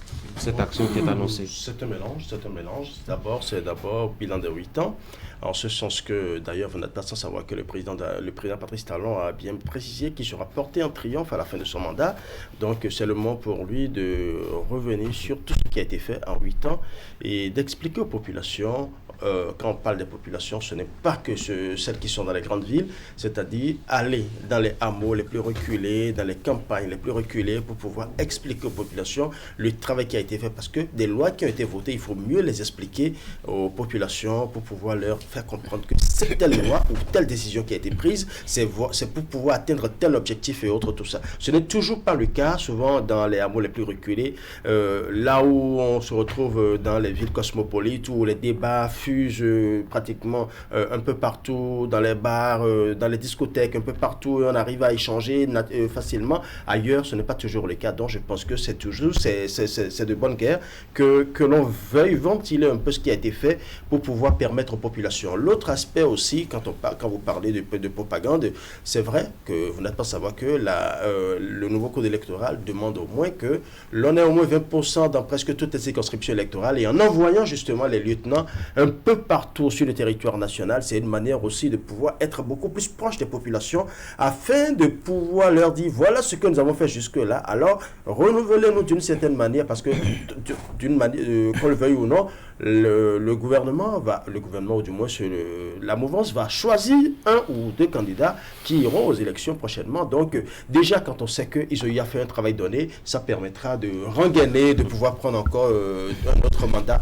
L'autre chose, c'est que moi j'aurais voulu quand même que dans cette balade de santé, qu'on explique aussi ce qui ne va pas, qu'on explique pourquoi les gens ont fait, qu'on explique aussi pourquoi certaines personnes ont été matraquées. C'est une balade de santé. C'est une balade de santé, c'est une balade de santé, il faut aller vers les hameaux et leur expliquer des choses. Mais au cours de cette balade de santé, il faut expliquer, parce que je ne comprends pas, par exemple, qu'on dise qu'il y a eu des infrastructures routières et on chiffre bien ces infrastructures routières, mais qu'on ne veuille pas donner des chiffres par rapport à certaines autres choses. Nous savons de quoi nous parlons, vraiment, il faut vraiment qu'on explique aux populations ce qu'il en est réellement. Eric? Oui, quand moi je prends cette initiative de rencontre entre le chef de l'État et puis la mouvance présidentielle, et cette décision d'aller à la rencontre des populations, moi je prends ça comme l'expression d'une grosse difficulté. Quand vous échangez avec les acteurs pris individuellement, ils vous diront, nous avons toujours voulu aller à la rencontre des populations, parler de ce qui se fait pour le propre épanouissement. Mais le chef de l'État n'en a jamais voulu. Nous avons passé 8 ans sans observer, n'est-ce pas, des descentes des acteurs politiques dans nos communes, dans nos localités, n'est-ce pas, pour parler PAG, pour leur dire ce qui se fait au quotidien, voyez-vous. Et ça, les politiciens eux-mêmes, ils en ont souffert parce que c'est leur activité.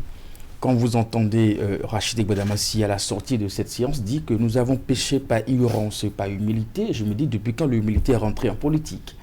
Et depuis quand pour ces acteurs que nous connaissons, qui pour la plupart sont des acteurs politiques depuis plusieurs années. Comment on peut espérer qu'ils sont si ignorants au point de déserter complètement du terrain politique, n'est-ce pas, et d'attendre 2 ans à la fin d'un mandat pour se mobiliser d'aller sur le terrain.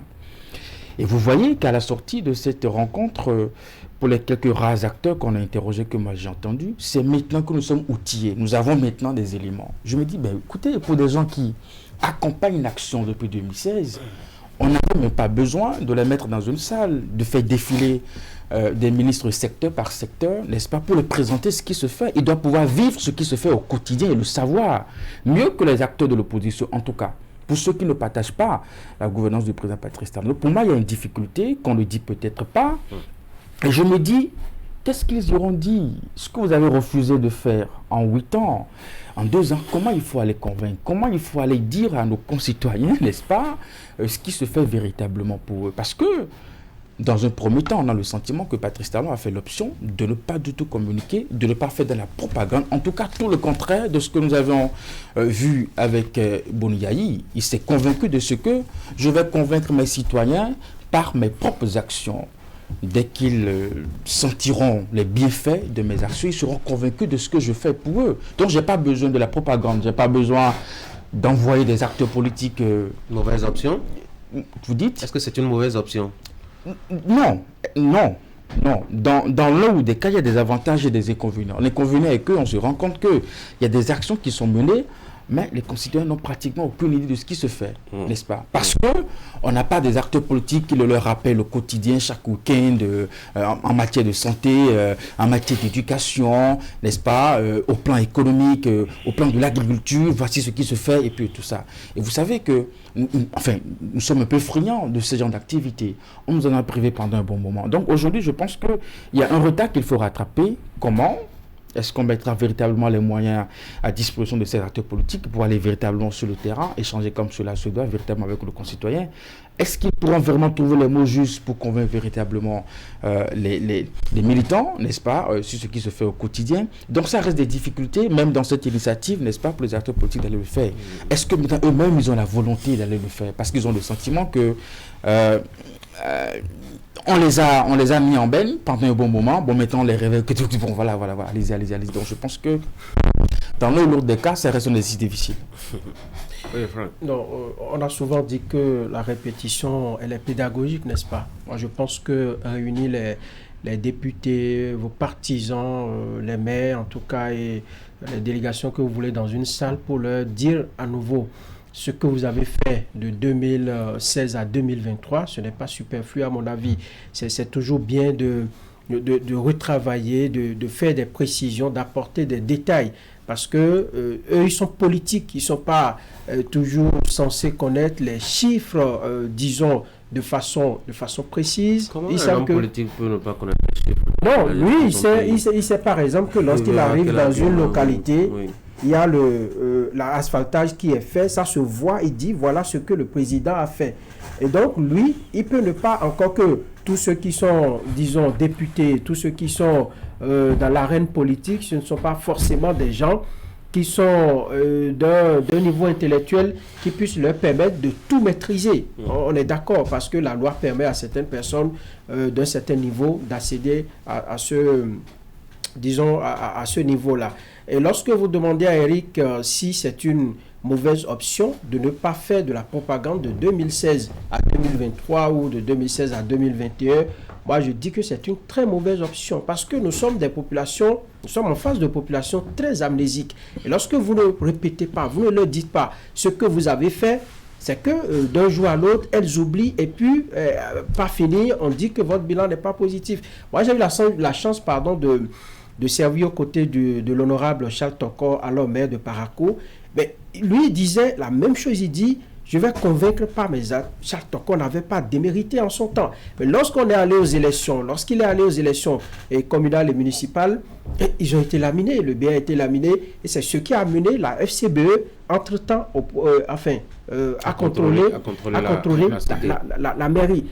Sur place, Charles Tokor avait fait de très belles réformes, mais ça n'a pas permis de convaincre la population parce que la communication, disons la propagande en grippe qui devait suivre, n'a pas suivi. On se disait qu'on va convaincre par les actions. Non, nous avons des populations béninoises qui veulent qu'on vienne leur dire ce que nous avons fait, qui veulent qu'on vienne occuper le terrain pour dire, surtout que nous avons quitté un régime qui a pris 10 ans à communiquer à outrance, à faire de la propagande du lundi au dimanche et de dimanche à lundi. On faisait que de la propagande. Chaque week-end, on voyait les lieutenants de Boni Yahi qui étaient dans leur localité, même lorsqu'on veut inaugurer un WC. Une latrine dans un village, vous voyez tout ce qui accompagnait, et on a vécu cela pendant 10 ans. Est-ce que le moment il n'est pas mal choisi pour eux et là je fais la transition sur le second sujet. Aujourd'hui l'essence, le litre d'essence en tout cas au bord de la voie est autour de 1000 francs CFA. C'était non prix même à 1700 à Parakou il y a un peu plus d'une semaine. Est-ce que le moment il n'est pas mal choisi? Le contexte social, William, avec la crise, il n'y a que l'essence qui en ajoute pour elle. Une petite chose avant de venir sur le contexte social. Je ne crois pas au populisme, je ne crois pas à la démagogie et je ne crois pas à cette façon de faire du développement que de surfer sur la misère des populations. Pour moi, s'il y a une des choses les plus à décrier sur le mandat de Boni Yahi, c'est le populisme inutile. Et moi, je pense que dire aujourd'hui, 8 ans après, que Patrice Talon a fauté en ne faisant pas du populisme, même si il y a eu des tendances de communication à un certain moment. Mais ce qu'ils veulent faire, moi, je pense qu'ils veulent faire, William, j'en viens. À partir de j'en viens, Tanguy. Oui. Moi, je pense que ce serait de l'inconstance pour ma personne que de dire aujourd'hui qu'on a besoin d'aller sur le terrain tout le temps en parler. Vous savez, il y a deux choses. Gouverner, c'est deux choses. C'est faire du développement ou surfer sur des misères, jeter des miettes aux populations et les embraser la plupart du temps. Un peu comme quand on jette de quoi manger aux poissons dans un état piscicole. Vous voyez, en fait, les poissons s'agiter dans l'eau et c'est l'instant d'un petit déjeuner où je ne sais pas si permettez ma personnification. En fait, pour moi, ça, ce n'est pas faire du développement. Je suis vraiment catégorique là-dessus. Pour moi, ça, ce n'est pas faire du développement. Pourtant, les poissons croissent dans ces conditions. Oui, et puis on les capture et on les vend à bon marché. Justement.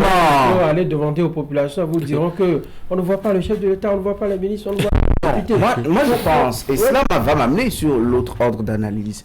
Dans cette descente de populisme, dans cette propagande, dans la fanfaronnade, qui a accompagné l'action, qui ont accompagné l'action politique pendant un moment donné, ce n'est pas l'action qu'on vient de dire. La belle preuve, il y a des soutiens de Boni Yahi ou de Mathieu Kérékou qui ne peuvent pas vous dire 2-3 choses du bilan de ces gouvernants. Ce sont les miettes, les prébandes, l'activité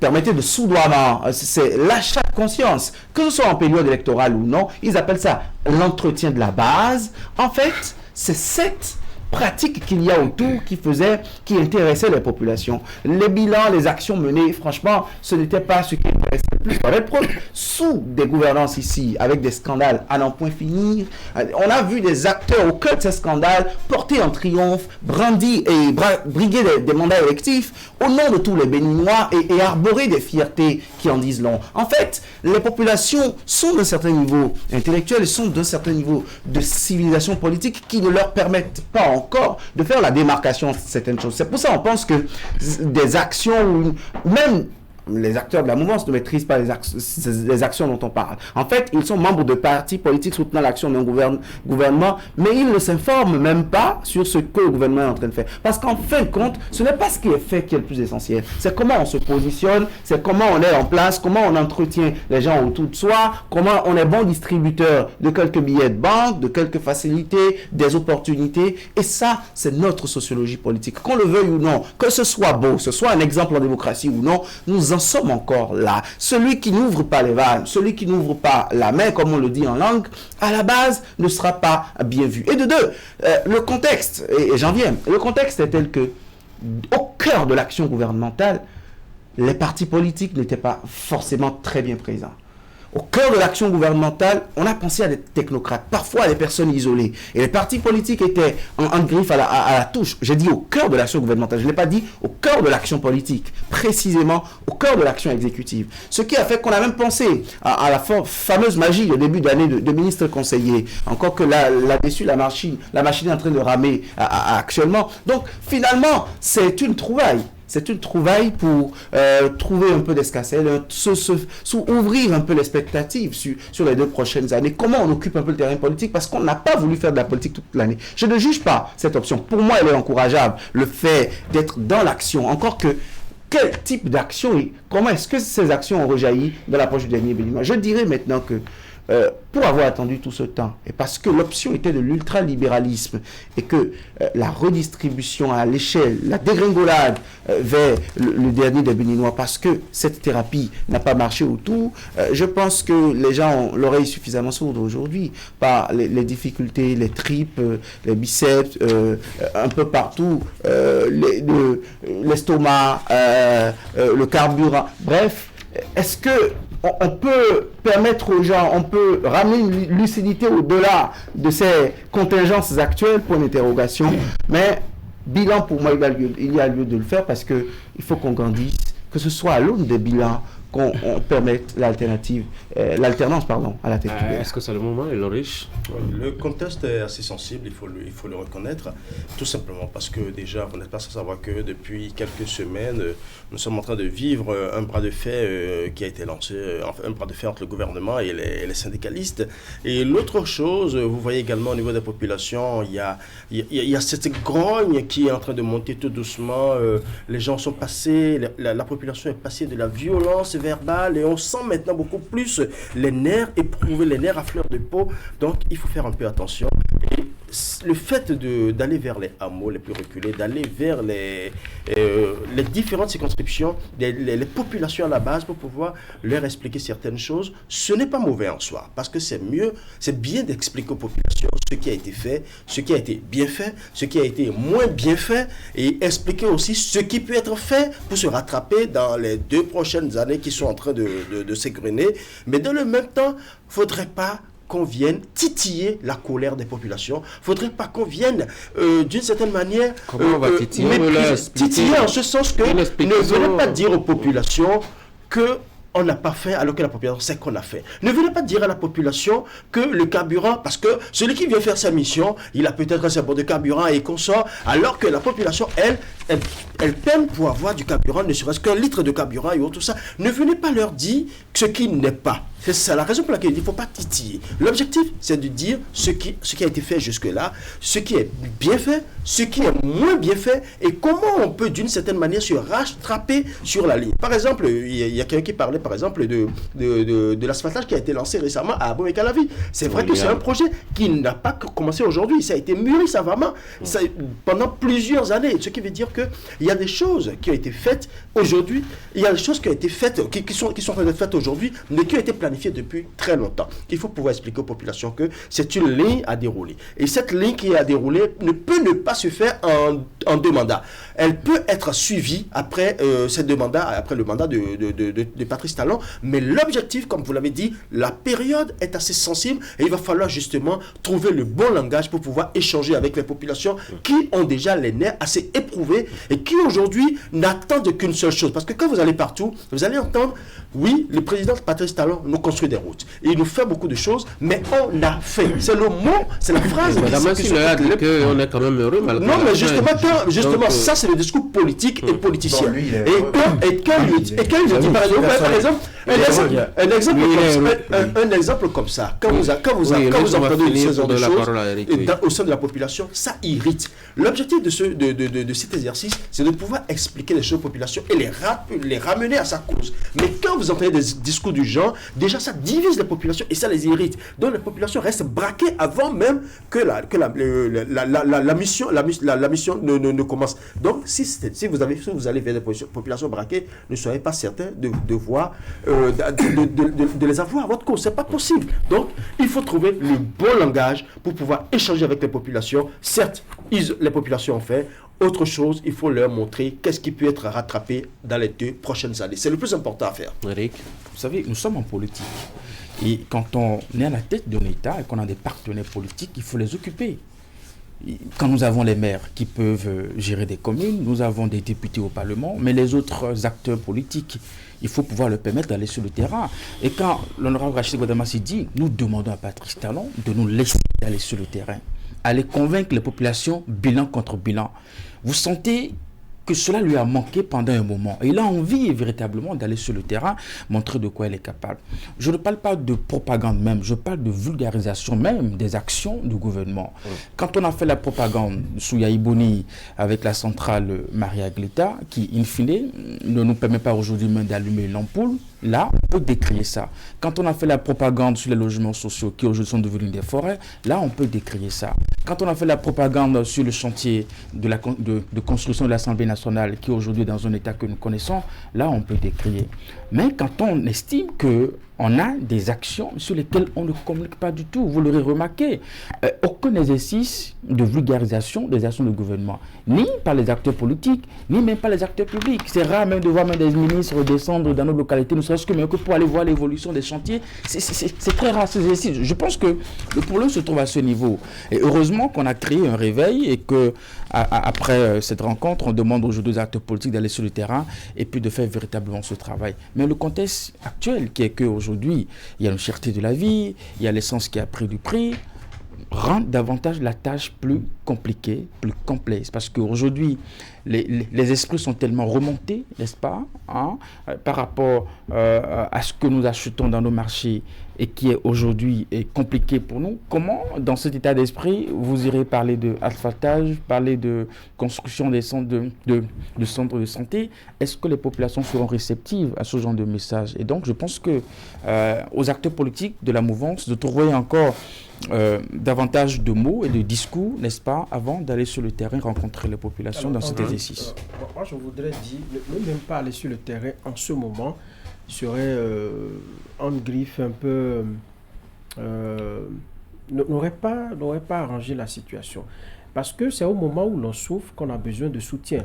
C'est au moment où l'on est en peine qu'on a besoin de soutien. On va aller soutenir la population. Oui, échanger avec les populations. Et c'est ici et maintenant on saura qui sont les vrais acteurs politiques et qui sont les vrais acteurs politiques qui sont à même de pouvoir porter le poids avec les populations. Parce que si vous allez sur le terrain maintenant, ce n'est pas en période heureuse où tout va bien que vous allez pour disons, accompagner quelqu'un ou pour le soutenir.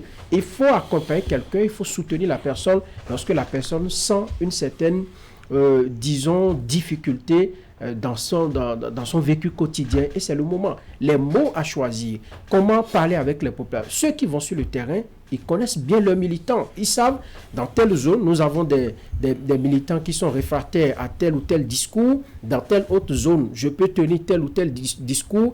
Et ils ont fait cela pendant la campagne. Donc, c'est le moment pour moi que Patrice Talon les lance et qu'ils aillent le défendre sur le terrain. Être partenaire politique, c'est également défendre celui-là dont vous soutenez les actions.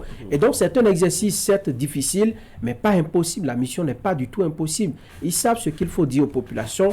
Et une fois sur le terrain, c'est pourquoi j'ai dit en aval, il faut des moyens.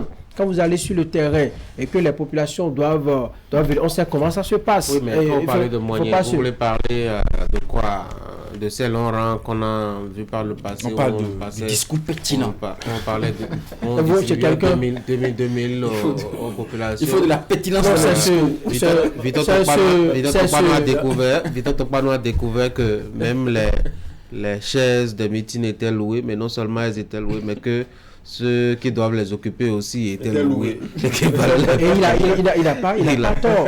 Donc, je pense que c'est ce moyen-là. Oui, il faut aller convaincre la population. Il faut aller convaincre la population. Il faut aller convaincre ou aller convaincre. Et convaincre. Si quelqu'un veut dire, moi je vois mal un gouvernement qui va s'asseoir qui réunit, un membre du gouvernement ou tout ce que vous voulez, un député à l'Assemblée nationale ou un soutien qui qu'il soit au niveau des partis politiques, mobiliser 100, 200 personnes et commencer à dire qu'on a fait asphaltage 20 km, on a fait ceci 30 km, et puis se lever et puis... Ça ne passera pas. Quelqu'un parlait d'entretien de la foule tout à l'heure. Quelqu'un parlait de l'entretien de la foule. Et c'est justement ce qui intéresse les populations.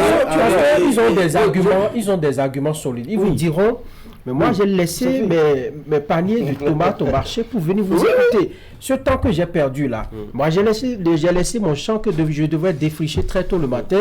Je suis à votre rendez-vous jusqu'à midi. C'est du temps perdu. Et moi, je devrais aller à tel endroit, je devais faire ci, je devais faire ça. Je devais même préparer à mon mari à la maison. À son retour, qu'est-ce qu'il va manger? Ce sont des arguments. Oui, ce sont des arguments pertinents. Et donc, moi, je pense que oui, pour les populations, si vous savez que vous n'avez pas intérêt dans quelque chose, vous n'y allez pas. Si on vous invite, peut-être, je ne sais pas, à Calavi pour donner une conférence, et vous savez même que en donnant cette conférence, vous n'aurez pas des gens pour vous écouter, vous direz à la personne, mais non, laisse-moi, je préfère m'occuper d'autre chose. Donc il faut sur le terrain convaincre. C'est pour ça que moi j'interroge. C'est pourquoi ceux qui sont venus nous chanter ou nous promettre qu'ils vont sortir l'argent de la politique. Moi, j'ai souri pendant longtemps, oui. Oui, parce que c'est notre sociologie politique et je ne sais pas si elle va changer d'ici 30, 50 ans. En fait, c'est en cela que moi, j'interroge la pertinence de la chose. Est-ce que cette formule, on réunit les populations, chère population, nous avons fait ci, nous avons fait ça, est-ce que ça résout un problème? Parce que je crois, du fond de mon cœur, que même dans la cité où Patrice Talon a fait le plus de réalisations, si un élu... Parler de Cotonou si vous trouvez que Cotonou, par exemple, qu'un élu de la 16e circonscription électorale descende, qu'il fasse une séance où il explique Talon a fait ci, Talon a fait ça, et il finit. Je doute que ça soit un crédit pour sa réélection à lui ou à permettre à l'équipe de Patrice Talon de remplir à la tête du Bénin. Ce n'est presque pas possible. Et parfois, quand vous parlez de cette malhonnêteté que nous avons à assister à des événements, parce qu'à la fin, il y a l'espèce convaincante, apparemment. En fait, ça aussi, c'est non seulement de l'achat de conscience, c'est sans citoyenneté aucune, et les gens vont prendre quelques sous, ils vont s'acheter du carburant sûrement avec ou du maïs à prix d'or. Ils vont s'acheter, pas qu'en période électorale, si déjà par votre conviction politique ou votre opinion peut déjà être à coup de francs CFA, c'est que c'est une conscience achetée d'une manière ou d'une autre. Et que vous prenez 2000, 5000, je ne sais pas quoi, vous achetez du maïs à prix d'or, ensuite du carburant à prix de diamant, et que vous dilapidez ces sous, vous oubliez après ce qui a été dit à cette rencontre. Je suis de ceux qui pensent qu'un gouvernant est mal fait ou qu'il est bien fait, un bilan d'un gouvernant est perceptible, surtout quand il a fait 10 ans à la tête d'un pays. Je suis de ceux qui pensent que ce qui a manqué plutôt à ces partis politiques et à cet appareil gouvernemental et qui sont en train de rattraper, c'est l'écoute des populations. C'est au moment opportun, quand on était dans le champ d'action, dans l'orientation de l'action. On dit qu'on ne fait pas le bonheur de quelqu'un sans la personne. On dit souvent que on ne peut pas imposer le développement à quelqu'un. Il y a des gens à qui on a fait de l'asphaltage, mais qui voudraient autre chose. Il y a des opérateurs économiques qui voudraient d'autres mesures facilitatrices de l'environnement fiscal et de business au Bénin, mais à qui on a fait plutôt, je ne sais pas quoi, un aéroport ou l'Amazon. En fait, il y a des choses qui ont été faites peut-être en inadéquation avec les desiderata de certaines populations, et c'est peut-être là que moi je pense qu'on a faussé la base. La base, c'est que quand les ministres descendent, je dis ministres, les députés, quand certains partis politiques descendent dans les hameaux, qu'ils écoutent dans les conseils de village, dans les discussions dans les communes, et qu'on leur dit, dites au président, toutes les fois, jamais ils n'ont eu le moyen, par des lobbying réels, de faire introduire ces aspirations d'une des plus profondes des populations. Et on a fait des choses telles qu'on les a pensées. Ça aussi, c'est une option de gouvernance. Et aujourd'hui, on est obligé de venir faire de la rhétorique autour, de venir faire de la démagogie autour. Maintenant, quand c'est au moment où les gens ont faim, travailler à trouver quelque chose pour leur remplir la panse, histoire qu'ils aient les tympans ouverts. Mais c'est du sacrifice, parce que quand ils vont effectuer leur descente et que les populations leur diront, dites au président, on en fait. Qu'est-ce que l'acteur politique peut faire face à ça? En tout cas, ne serait-ce que sur le champ, il est censé être un peu sensible, n'est-ce pas, à ce cri de détresse de ses concitoyens. Même si en venant, il peut venir avec quelques sacs de riz et de maïs, bon, écoutez, nous traversons une période. la solution. Nous traversons une période organisée.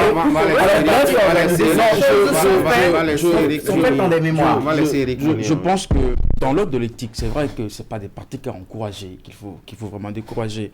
Mais nous parlons des acteurs politiques et ils savent, bien entendu, dans leur pratique politique, qu'ils ont tous les moyens d'aller à la rencontre d'une population. Le reste, c'est à eux de voir et de juger sur le terrain en fonction des circonstances qu'ils ont à faire. Le plus important, c'est d'avoir des résultats. Et le riche? Oui, les résultats, justement, c'est ce qui va vraiment jouer sur la balance parce que là, actuellement, nous avons des populations assez éprouvées qui, d'une certaine manière, en veulent au gouvernement parce qu'elles estiment que c'est vrai, il y a eu certaines choses, il y a certaines réalisations qui ont été faites, mais sur le social, pratiquement, tout est à refaire à ce niveau. Donc, c'est le lieutenant du président Patrice Talon qui iront sur le terrain, auront du pain sur la planche. L'essentiel, c'est de trouver le bon discours, le bon langage à tenir auprès de cette population-là. Parce que quelqu'un qui est affamé, si vous venez lui tenir un langage qui n'est pas le sien, là, vous risquez de vous en prendre plein la gueule. Oui, on va finir pour dire que la descente, pour moi, elle est opportune. Il va falloir que l'on prépare bien cette descente-là et que, bien évidemment, le gouvernement, de son côté aussi, puisse prendre des mesures pour faciliter la tâche à ces lieutenants qui iront sur le terrain. Et comme on l'a dit... De quelle facilité parlez-vous? Oui, non, faciliter la tâche, c'est de commencer déjà par prendre des mesures qui puissent permettre aux lieutenants d'avoir des arguments. Les prix des produits qui sont chers, on voudrait que bien, le mercredi prochain, en Conseil des ministres, qu'on nous dise, bon, voilà les mesures qui ont été prises pour alléger un peu, pour réduire le prix du maïs sur le terrain, pour faire ci, pour faire ça. On va mettre des cahiers à leur disposition. Et ça va être quand même... On va mettre des cahiers, voilà, on va mettre des mémoires, on va réaliser c'est la fin de cette émission. Merci de nous avoir suivis. Vous suivez juste après moi le point de l'actualité relayé par la rédaction de Canal 3 Bénin. Aidé soufflera son exercice hebdomadaire, puis vous aurez la revue de presse. Moi, je souhaite de passer une très bonne journée, une bonne semaine de travail.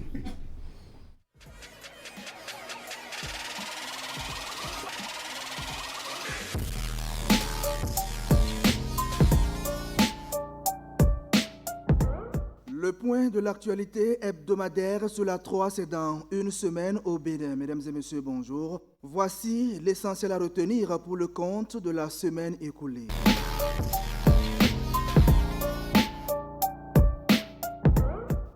Une marche de protestation, une fois encore, refusée aux travailleurs béninois. À l'occasion de la fête internationale du travail le mercredi 1er mai 2024, ils ont voulu exprimer leur indignation face à la cherté de la vie qui reste une évidence à travers une marche pacifique, mais l'initiative comme celle du 27 avril a été étouffée par la police républicaine. La marche prévue par la Confédération des syndicats des travailleurs du Bénin s'est heurtée à un important dispositif sécuritaire à l'Étoile Rouge mercredi. Du côté de la Bourse du Travail où devrait échouer la manifestation, les 4 autres centrales et confédérations syndicales empêchées de marcher le samedi 27 avril ont rendu compte à leur base à la faveur d'un géant meeting. À l'occasion, les secrétaires généraux des centrales et confédérations syndicales ont dénoncé l'attitude du gouvernement qui s'oppose à l'expression de la liberté de manifestation. Aucune confédération n'a déposé son cahier de doléances cette année et c'est dans cette ambiance que les travailleurs ont célébré le 1er mai cette année au Bénin. On ne peut pas dire qu'on a faim. Oui. Bon, Mina Naboya. Mina Naboya. Mina Naboya. Mina Do. Mina Do. Mina Do Chocho. Mina Do Chocho.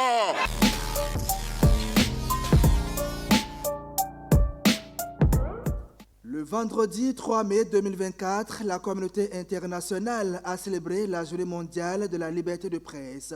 Au Bénin, cette journée a été marquée par diverses organisations des médias. Les fêtières de la presse béninoise ont organisé une conférence publique pour sensibiliser les professionnels des médias sur l'urgence climatique. Cette conférence qui a pour thème la presse au service de la planète, le journalisme face à la crise environnementale, a pour objectif d'inciter les professionnels des médias à s'intéresser aux sujets liés à l'environnement.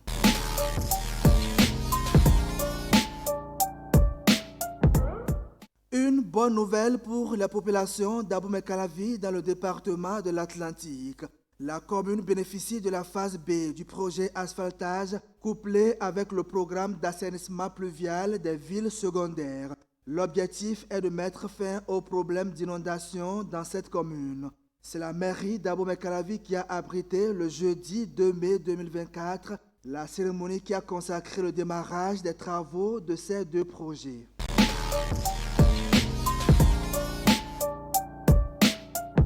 L'actualité de la semaine dernière, c'est aussi la remise officielle d'un lot de matériel composé de camions-citernes, d'équipements de protection individuelle et collective, d'effets vestimentaires et de matériel de communication. C'est un don des États-Unis d'Amérique aux forces armées béninoises.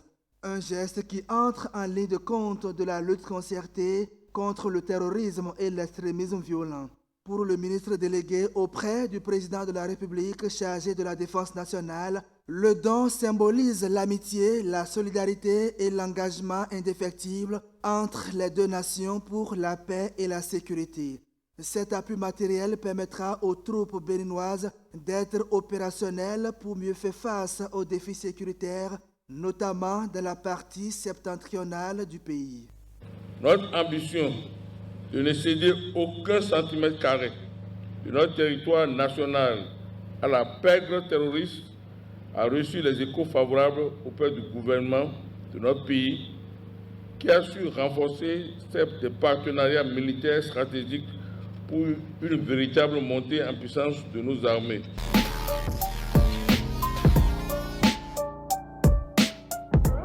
Le coordonnateur résident des Nations Unies au Bénin a été reçu dans l'Ordre national du Bénin.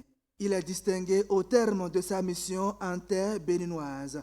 Pour le vice-grand chancelier de l'Ordre national du Bénin, c'est en reconnaissance de multiples sacrifices consentis pour la nation béninoise que le président de la République, grand maître de l'Ordre, répondant favorablement à la demande de nombreux Béninois, demande portée par qui le droit a accepté de nommer Salvador Nionzima au grade de chevalier de l'Ordre national du Bénin en récompense des éminents services rendus au Bénin. Merci d'avoir été.